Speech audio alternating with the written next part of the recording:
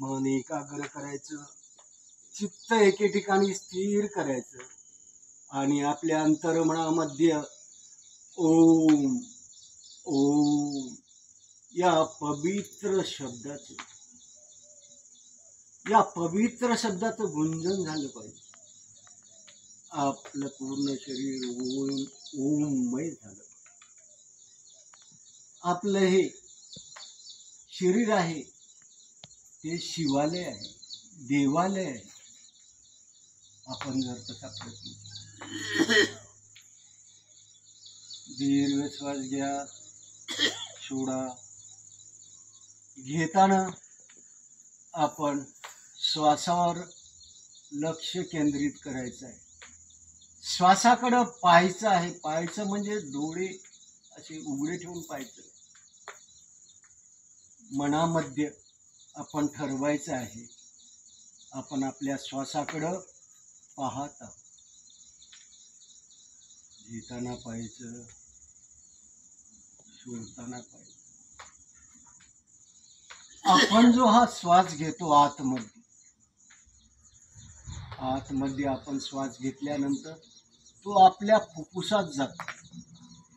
फुफ्फुसात गेल्यानंतर रक्तवाहिन्यांद्वारे आपल्या पूर्ण शरीरात तो पसरतो आणि आपल्या ज्या पेशी आहेत, आपण जे हा श्वास घेतला म्हणजे ऑक्सिजन घ्यायला. ब्रह्ममुहूर्तामध्ये वातावरण किती आल्हाददायी असतं, प्रदूषण मुक्त असतं. ब्रह्ममुहूर्त म्हणजे 3 ते 5. म्हणजे यामुळं खेडेगावात चुली पेटलेल्या नसतात, गॅस पेटलेले नसतात, रोडवरची वाहनं बंद असतात.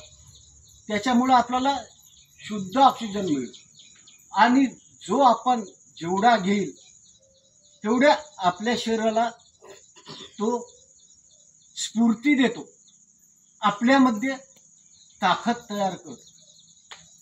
हा प्राण आहे, सखा आहे.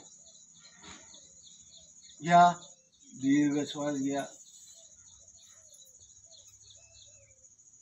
72,72,210 नाड्यामध्ये हा पूर्ण श्वास आपण घेतलेला ऑक्सिजन प्रत्येक पेशीला भेटतो आणि त्यामुळं ऑक्सिजन मिळतो आणि त्यामुळं आपल्या ज्या पेशी आहेत, जे सैनिक आहेत, त्यांना ताकद मिळते.